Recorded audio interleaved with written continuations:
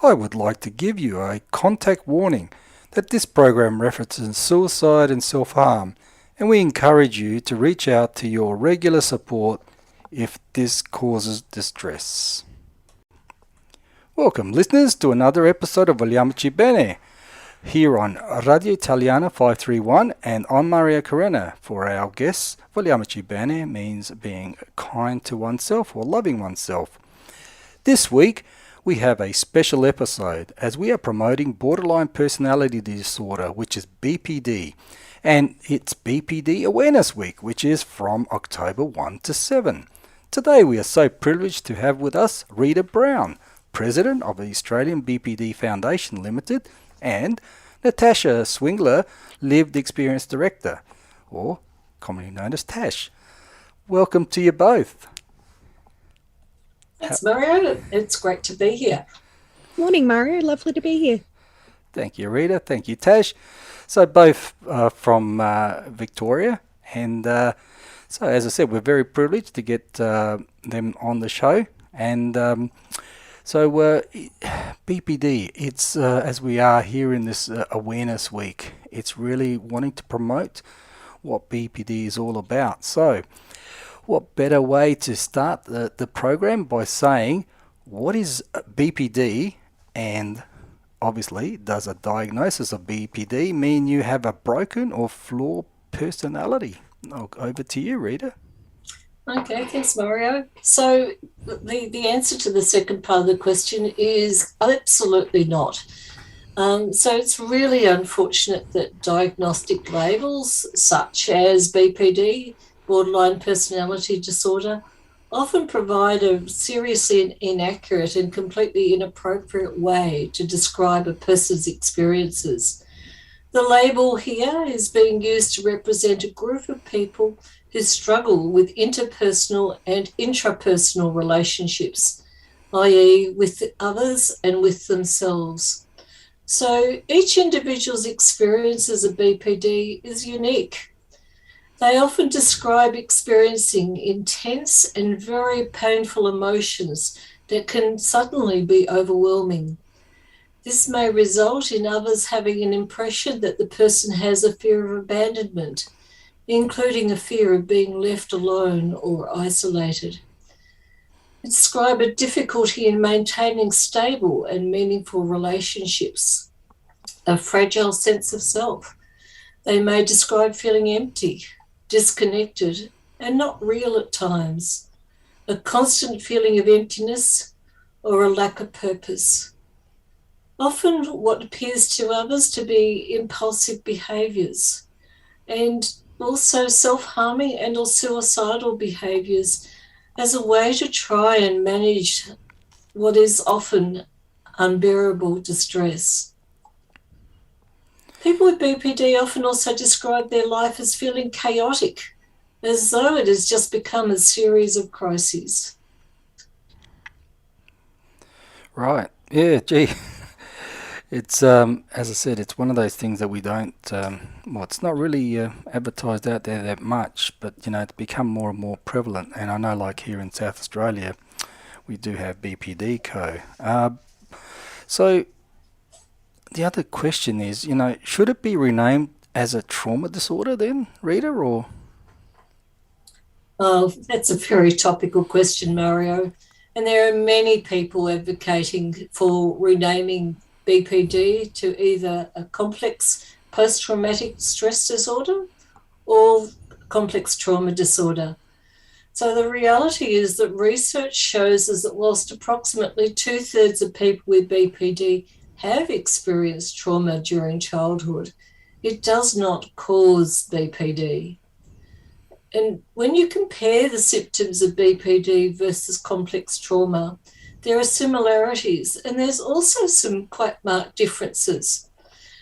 Just as an example, people with BPD tend to experience an unstable sense of themselves and tend to engage rapidly in relationships, followed by idealization and devaluation of those relationships.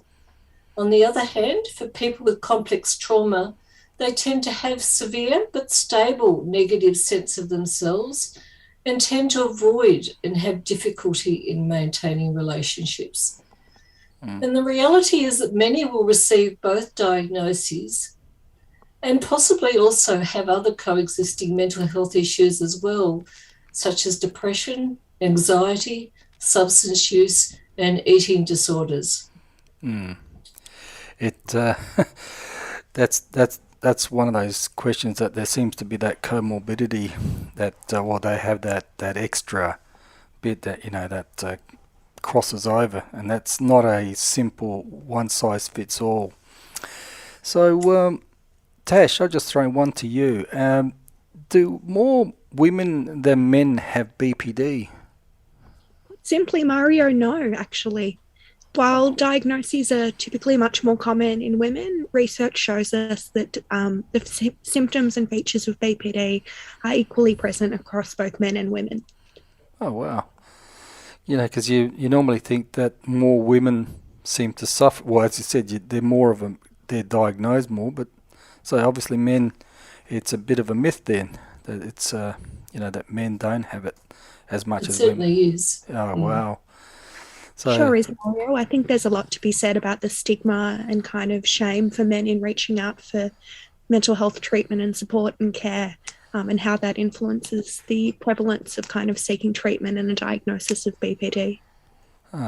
So again, and we encourage people to seek out for that help. So regardless, men, if you're listening, please get out there. So now, another thing is some people perceive some behaviours of people with BPD are manipulative or attention-seeking, and this is one of those usual things that people tend to always think that someone's just doing it for the sake of it, just to get that attention, but obviously not. Tash? Thanks, Mario. Well, in reality, there's no attention-seeking or manipulative behaviour that people do intentionally. And at the end of the day, as human beings, we are at times inherently manipulative. We're always seeking to get our needs met, and that's simply what people with BPD are doing as well. Often as a result of childhood trauma, we have different ways of seeking to get our needs met that may to others appear to be attention-seeking or manipulative, but in reality, all we're doing is trying to live our lives and get the support and the care that we need, whether that's from mental health services, whether that's from the people around us, like friends, family, carers, and supporters. I think there are a couple of quotes I'd like to share, particularly on this point. Yeah, please do. Thanks, Mario. Yeah. One of them is BPD drives the behaviours, not the person. A further one is clinicians may find people with BPD difficult to treat, but it is the illness that produces the behaviour, not the person. A further one, having BPD is not the person's own fault. It's a disorder of the brain and the mind. That one's from the National Health and Medical Research Council, actually. Oh, wow. Yeah. So research and evidence is really showing us, as well as people's anecdotal experiences and lived and living experiences, that it's not people trying to manipulate. It's not people trying to be attention-seeking. It's simply a way of existing that may appear to others not to be how they would live their lives. Judgment is always something that we inherently fear, right? We want to be seen in a positive light. So it can be incredibly damaging for those of us that live with BPD to constantly be labelled as attention-seeking and manipulative. And that really feeds into the negative sense of self. Well, yes. I mean, that's something that we find a lot, that, we, and I don't want to put the blanket over everybody, but, we are a judgmental society sometimes, and, one of the things that we've been taught as part of our mental health first aid training is, you go in non-judgmental. So it's really, really important that we do give people the time to try and understand, what the issues are with them, what sort of help as a first responder, basically. But it's really, really, interesting that you say that about, it's how they seek out for that, attention, etc. But it's not really, it's them, it's, the disorder.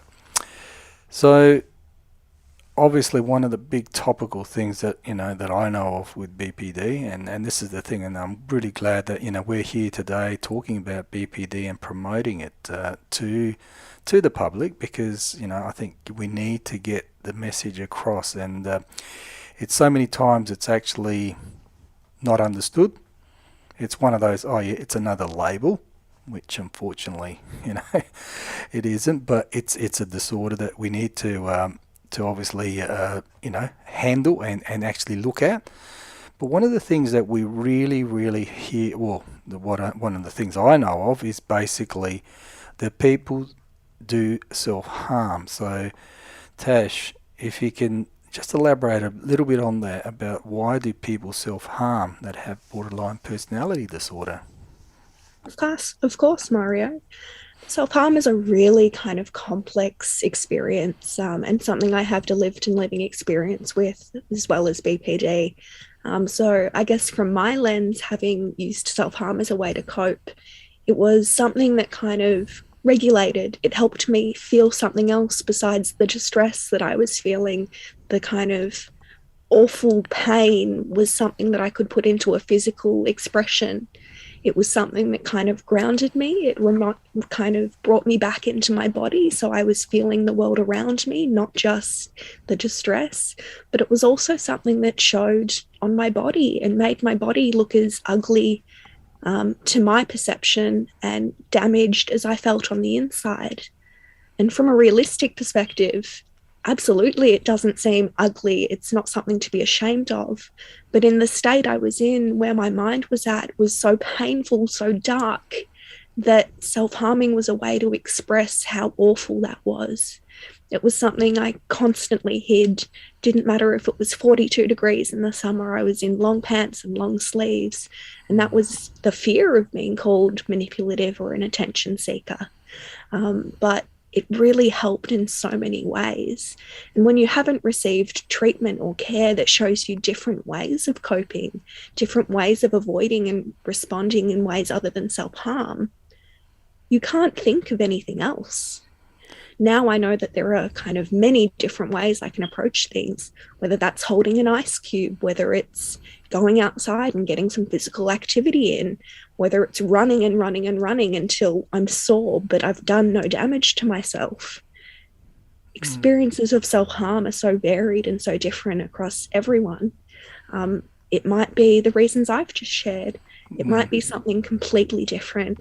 And really the only way to understand people's self-harm is to talk to them about it, is to have open-minded conversations of coming from a place of no judgment and really showing that you care and you feel for that person, because self-harm is an incredibly complex experience and it's not something anyone necessarily enjoys doing. If we know better ways to cope, that's definitely what we're going to go with. We try each and every day to live better lives. Thanks, Mario. No, thank you for sharing that, Tash. That was really heartfelt, the way you explained that, and actually I'm glad that you did talk about it through your experience, because I'm sure there are a lot of people out there that are feeling that way. I mean, to me, that thing with self-harm is always one of the, and that's unfortunately what people do think, that you're actually out there trying to seek attention, when really there is more to it than that. It's about seeking attention. And even like when you said there about being in 42 degrees and wearing long sleeves and long pants, etc., people probably think, what the hell is she doing? But was that more to do because of you didn't want to see people or represent it out there to people that, you were self-harming? I'm assuming absolutely. It was a closely guarded secret for me. Not even my family knew for the longest time. And we're talking about me being a minor, still in, high school. All right. So hiding was a 24/7 job. It was the fear of going to the beach or the swimming pool with friends. It was the fear of someone walking in while you're in the shower at home. It's a 24/7 job, and it was an absolute fear that someone would know and stop me. But it was also a fear that people would judge, would consider me to be manipulative, attention-seeking, and label me as, a bad human being, someone that was worth less than anyone else, which is so difficult to deal with when that's already where your head's at. Oh my gosh, I mean, you don't have to answer this if you don't want to, but to me it worries me. Didn't you ever worry about where that self-harm could take you? Absolutely. For me, it was quite a progressive experience of self-harm to the point I was needing medical attention quite regularly. It's quite serious when people self-harm, and you can't judge how serious it is by how serious the wound looks. You never know what it might progress to, and self-harm that is seen to be, for lack of a better word, minor, is no less serious than self-harm that requires medical attention. It's inherently dangerous, and it's something that people need support and help to stop with. Yeah, I know. And thank you for sharing that again, because I think that's the thing that, as I said, as a mental health first aid trainer, I know that the thing that we are taught, obviously not being judgmental for starters, but is trying to understand, where the issues are. We'll try to be that first responder to try to get you that treatment, that help. And a lot of the times that's the thing, people just try and push that aside and, think, just get on with it. That's just one of those, you're just growing up, it's all these perceptions that people bring up, and they're not actually getting to the root cause. And that's the thing that we need to understand. So one of the things that if this is obviously affecting anyone that's listening to this, I recommend that you get in contact with Lifeline on 13 11 14, or Beyond Blue, which is 1300 22 46 36. I always say that because sometimes people it does bring up emotions and etc. But I think it's very brave of you, Tash, to bring that up, because we need to encourage people to, especially from whatever age you are, to be able to speak out. Talk to a family member, talk to a friend, be open about what you're going through, because at the end of the day, these things only become worse, and we need to hit it as soon as possible, because the longer you take, the longer it is to recover, which then is a segue to the next question, which is, will people with BPD get better or recover, Tash? Thanks, Mario. I'd just like to clarify on some of the points I said earlier. Yeah. For some of us, self-harm is a lifelong experience. And it's not something that necessarily people have to stop. If that's something that someone chooses to utilize as a way to manage their emotions, it's not something that anyone can tell someone, you can't do this, you shouldn't do this. It can be a mechanism of harm minimization. And by that, I mean avoiding even worse outcomes, such as suicide. Yeah. So it's not something that, while it's inherently dangerous, is inherently awful or bad. There are, as kind of converse as it sounds, some aspects of it that serve a purpose and a valid purpose. Okay. Yep. But on that note of will people with BPD get better and or recover? Absolutely. Well, look at you.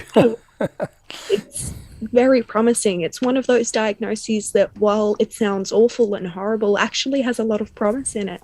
There's quite serious research that shows, I think it's something like 95% of people with BPD will be in remission in a 3 or 5 year period. So people with BPD, absolutely, with the right treatment, care and support, your outcomes will be fabulous. I speak from my own experience, saying I was a young person that was constantly in and out of emergency, constantly in and out of hospital, receiving sometimes not adequate services. But the time I found adequate services, talk therapy, the right person that I was working with, the right supports around me with my friends and my family, doing the things I needed to, like, exercise, eating well, doing things that gave me meaning and purpose, my life is entirely different. I work an amazing job now with other people that have a lived and living experience of mental health issues. I do volunteering. I'm involved with my community, my friends, my family. These are things that I had no clue were even possible when I was unwell. So with the right care, and I'm talking talk therapy, the things that work for you, that might be talk therapy, it might be something like dialectical behavior therapy, CBT, whatever it is that works for you, there are options out there. You've just got to reach out for that help. And it might be that your friends and your family are the best supports that you have. It might be your chosen family that's actually really helpful. It might be other things like work, like something that gives you purpose, whether that's volunteering, writing a novel, journaling, drawing, art. Pets are a really big one. My animals are my savior all the time. My little dog, my pigeons, my fish. They're amazing creatures that give me so much joy. And when you find that spark of joy again, you know you're on the right track. So it's definitely possible, Mario. And it's not just possible, it's achievable. No, it's great. I know I'll probably leave this one to probably later on into the conversation, because it's a myth. Well, not a myth. It was something that was told with my late daughter that had BPD.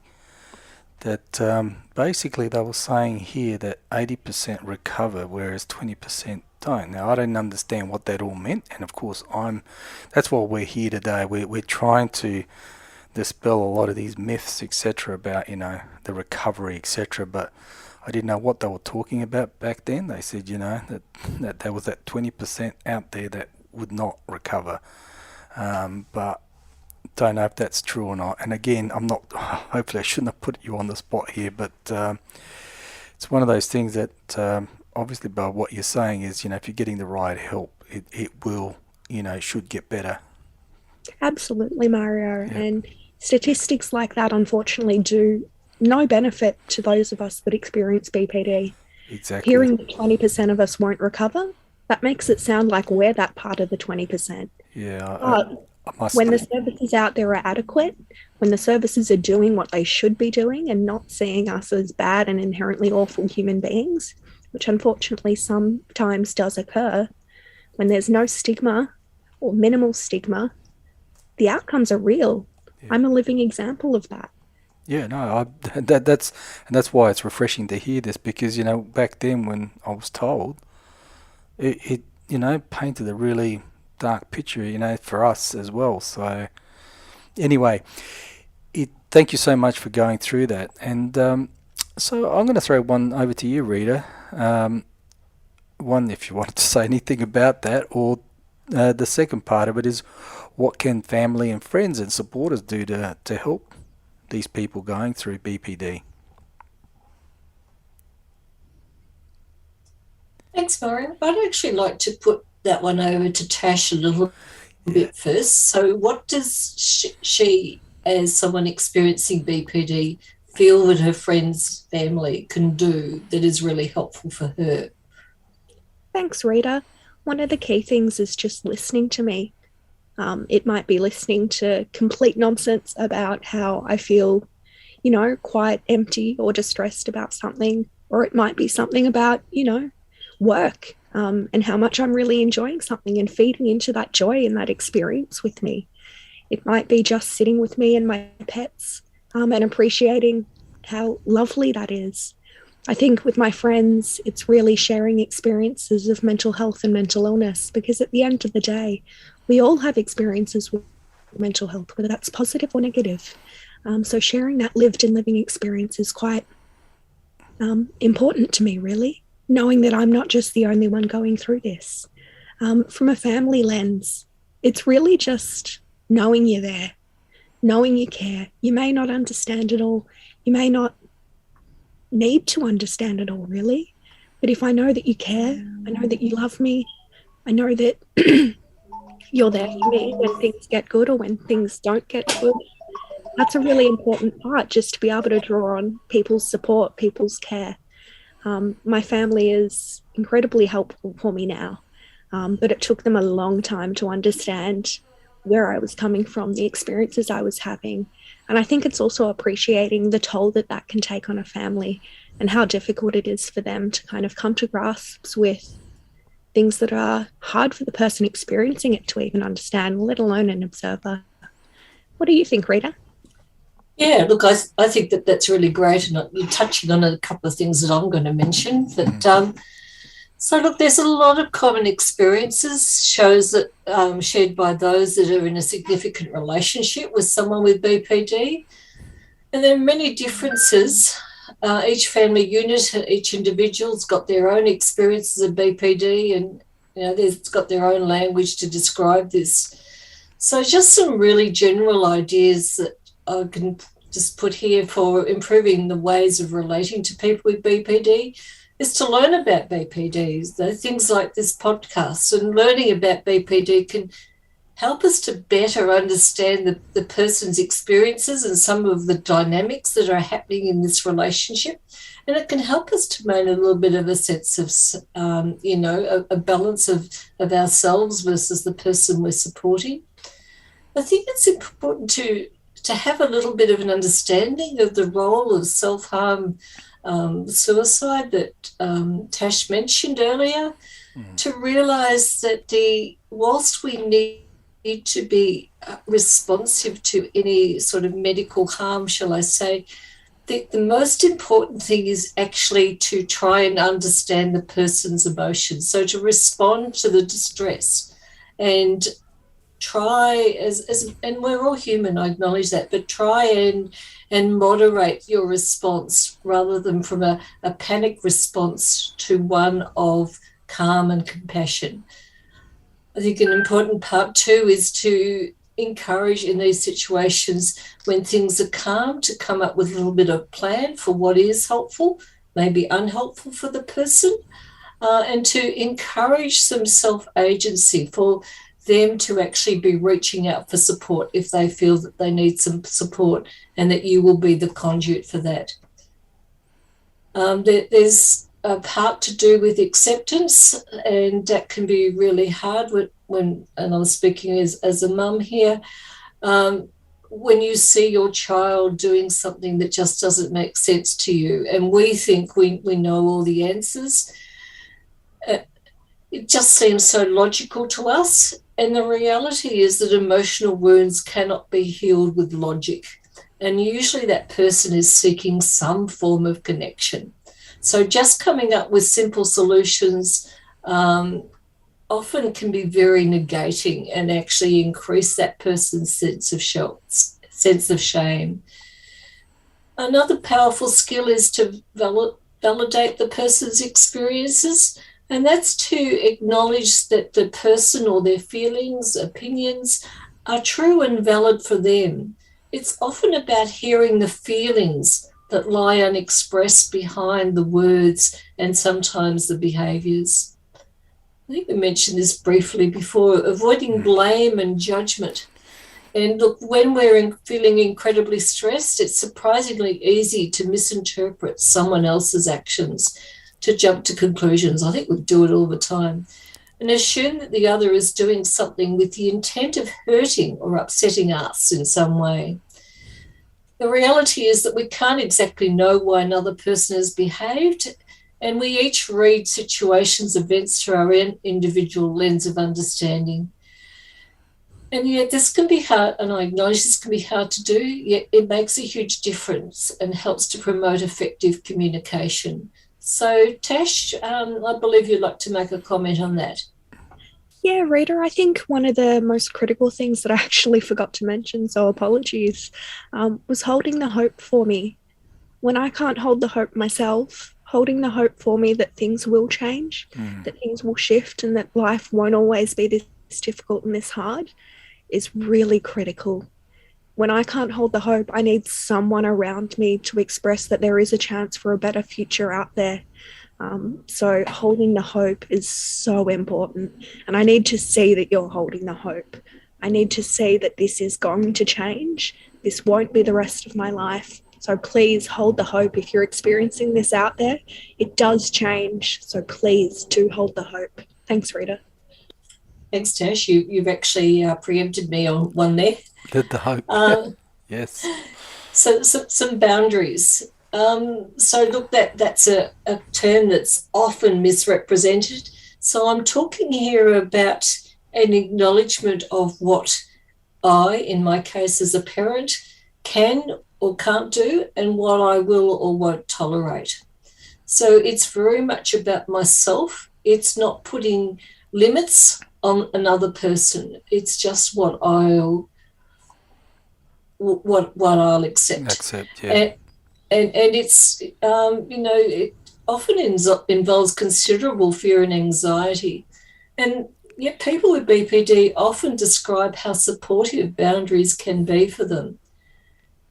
And as a double plus, carers also observe that they find they could be in a better space to support the person when they start to take care of their own needs, and such as letting a person know they're unable to answer calls for a while and sticking to it. And that can be really challenging. And I think the most important thing is to seek support for ourselves.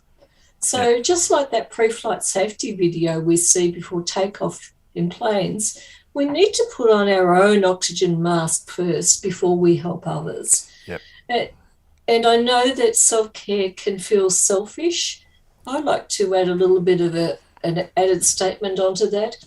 Self-care is not selfish. In fact, it's quite selfless. And I think I'll just leave it at that. I totally agree with you, Rita. Yeah. and that's just a great way of, that's why our program, even though the terminology is Vogliamoci Bene, it is all about your self-care. It's about, if you're no good to yourself, you're no good to others. And I totally agree with you, Tash, about, providing that hope to the person that's going through it, because whilst there's hope, whilst there's life, there's hope, I always say. But, the thing is, you need to focus on something. You need to basically know that there is a future. There is things out there for you. But at the same time, I keep thinking of the person that's supporting. And I'm not saying that they don't need, they need this, the help themselves, in the sense that they have to be strong.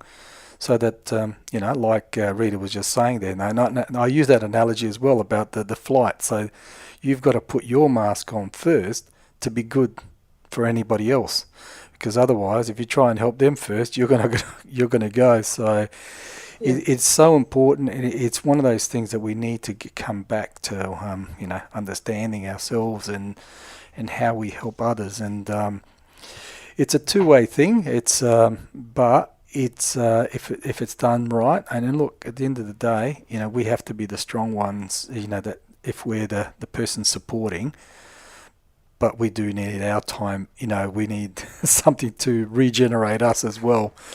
So Mario, if I could just make an added comment about the hope. Yep. It's not, correct me if you disagree, Tash, it's very much about realistic hope. Yeah. And even just saying, I'm here so it's not painting necessarily a brilliant picture about what the future holds, but it's, I'm here and I'm holding hope that we can get through this together. 1,000%, Rita. Okay. So, just a question here. So let's put this out out there. Basically, I have a family member with BPD. So how can I help them? Is there hope? Which we've just gone through, basically. But obviously we go back to that again. So you do support them. You show them love. To me, along the journey of what I've seen, and again, I'm not a lived, experienced person with BPD. I've seen it.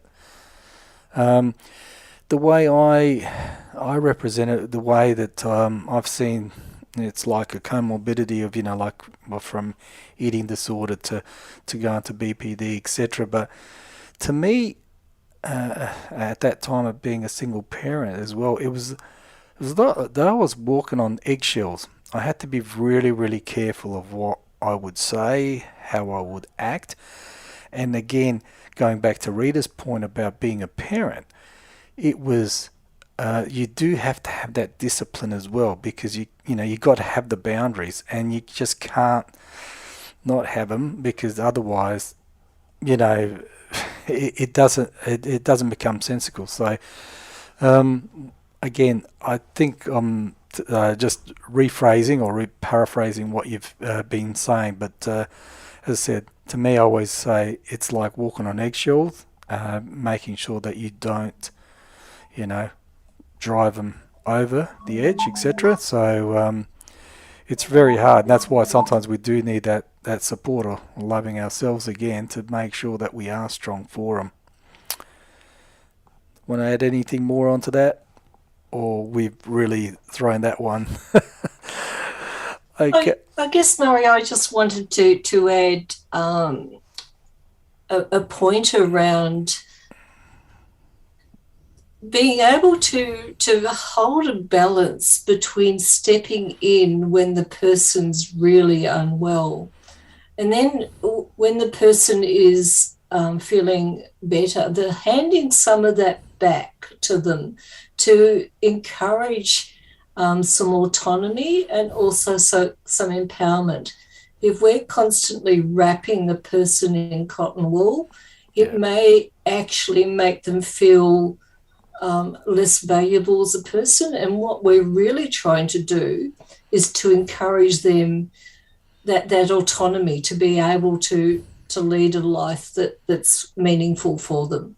Yeah, totally agree. I think, sometimes I think putting him also into cotton wool, sometimes what it can do is not get him into, if something does come up, that they're not ready for it, sort of thing, So it's one of those things that, like at an early age, we talk about young children, that we're putting them in cotton wool, so that when they do get to an older age, as soon as some sort of trauma, how big or small that is, well, I mean, if it's small, they don't know how to cope with it, and that's obviously a worry. But that's, again, a mental health sort of thing that across the board.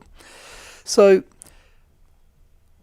what do I do if I wish healthcare professionals know about me and how I present myself, Tash?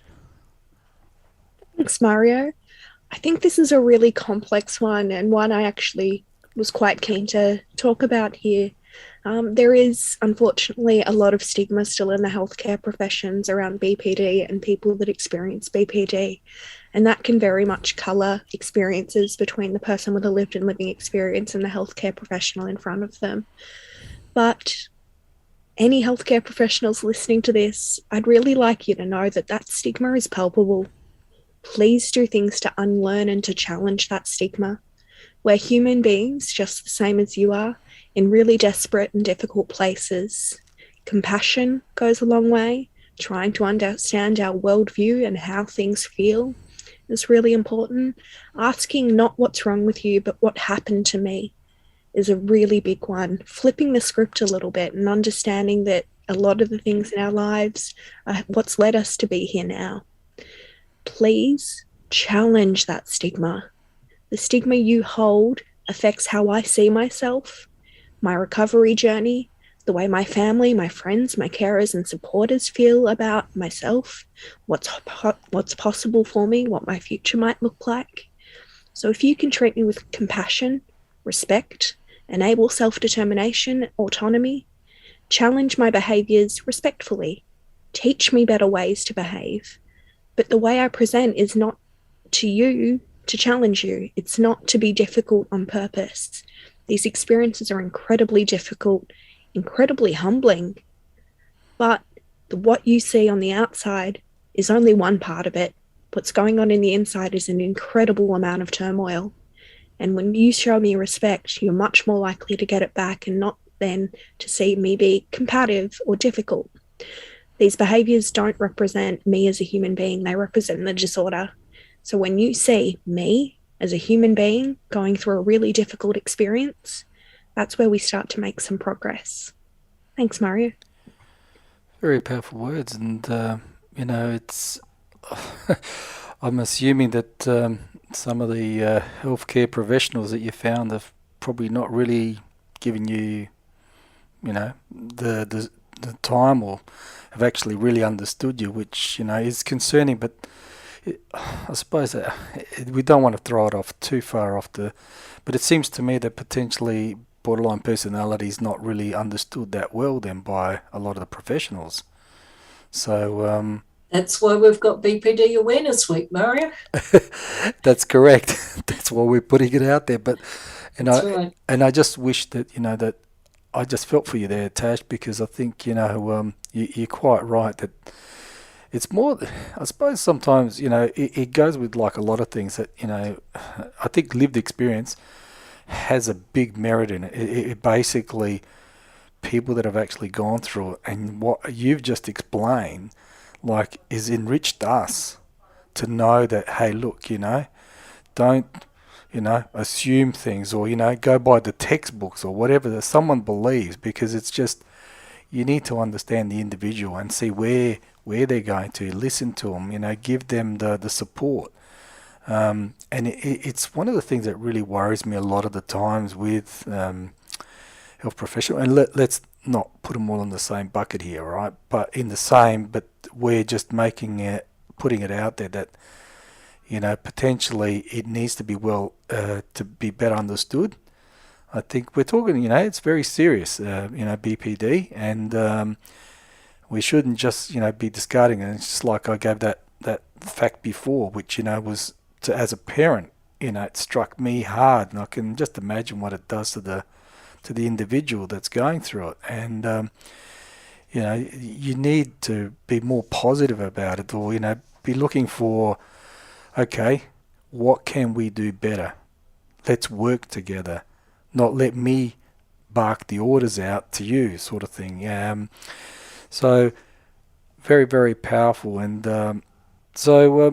I suppose it then gets back to, and I suppose the usual thing is when we're talking about health professionals here, we're talking about psychologists, psychiatrists, these sort of people within the allied health area. A lot of the times, one over here in Adelaide, we find that it's very, very, the waiting list is so high, and that becomes a real big issue for people waiting to be seen, to be diagnosed, to get the right sort of treatment. It's a real worry with a lot of any mental health illness, let alone BPD. So, which leads us to the next segue about obviously here in South Australia we've got BPD Co, and we do have obviously a group called Sanctuary for carers, and there's a carers gateway, etc. So did you want to elaborate more on that, Rita or Tash? And obviously from an Australian point of view, we've obviously got the Australian BPD Foundation, which people can link into as well. Yeah, thanks, Mario. Well, I'm thinking that since this is a podcast, the easiest way for people to get information would be to contact us via our website, which is www.bpdfoundation.org.au, and we'll try and respond to your queries as soon as we can. We're all volunteers and working day jobs as well, so sometimes it can take a little while. There is a purpose-built BPD Awareness Week website, which also has a lot of information. So www.bpdawareness.com.au, and all the graphics on that website have been designed by a graphic artist who also has lived experience of BPD. In South Australia, there is a lived experience telephone support service, and I'll just give out that number, 1-800-013-755. And also in Adelaide, for any Adelaide listeners, there is an urgent mental health care centre, which if you contact us, we'll send you the information. Yeah. And also there is the BPD Co. It's on Green Hill Road in Unley.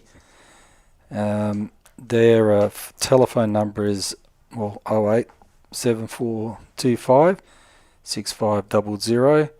You can also email them at health.bpdservice@sa.gov.au, and their operating hours are from 9 to 5 Monday to Friday. And the thing is, if you do contact them, there are things there that they have specific, well, not specific, they've got a lot of programs that you can tap into. I'm not going to go into every detail, but there are things like Roadmaps Group, coming up for Air Parenting Group, which is not available online, but it's obviously face-to-face. There's carer information sessions, carer peer group, and a peer group. And as mentioned before, there is a sanctuary group that they send out. If you're on their mailing list, they will send you out obviously events. I think they meet once a month. So Mario, I think I need to mention that is for carers. That carer sanctuary, yes. The sanctuary carers support group, yeah. That's right, which was started by a couple that had a young girl which had BPD, and is still going today, and they have some great speakers that come on there. So is there anything else you guys like to make mention on this BPD Awareness Week? And I'm really happy that we've actually been able to have this conversation and have this podcast so that people can go back and listen to some of the words of what Tash has brought through as well, that from a lived experience. It's really been powerful. Anything else? BPD Awareness Week, Mario, I'd just like to make the comment that Tash is actually the BPD Week Ambassador for this year. All right. So you maybe seeing her a little bit more around. So look, there are heaps of social media resources available on the Awareness Week website, and we encourage you to share those with your family and friends on your own social media. Follow our own social media pages, and if you sign up for the Foundation's e-bulletin, we'll keep you informed about everything that's going on during the week in all states, not just in South Australia, but in all states. And going on from that week as well, to say it doesn't just stop from that week. BPD is with us forever, and it's like we need to always keep it in mind. So, just keep on top of it, and basically, when we promote, we'll be promoting also all these websites on our own website through the radio, etc. here, because the power of or knowledge is so powerful to get that knowledge, and together we can help each other and help for a better future. Definitely. On that note, I really love to thank you, Tash and Rita, for joining me. I really have enjoyed this conversation today with you, talking about BPD, which is that borderline personality disorder. I always think of borderline, I always think of my old days of Madonna, on the borderline. But as you said, that I think Tash, that it was Rita that was talking about, trying to get that renamed, etc. But I think we need to know what it's all about and stick to what it is and move forward. So I'd like to thank you so much for giving up your time, and until next week, we've been listening to Vogliamoci Bene, which means loving oneself, which has been highlighted a lot in this program. And this is Radio Italiana 531. I'm Mario Corena, and we'll see you next week. Thank you so much. Bye.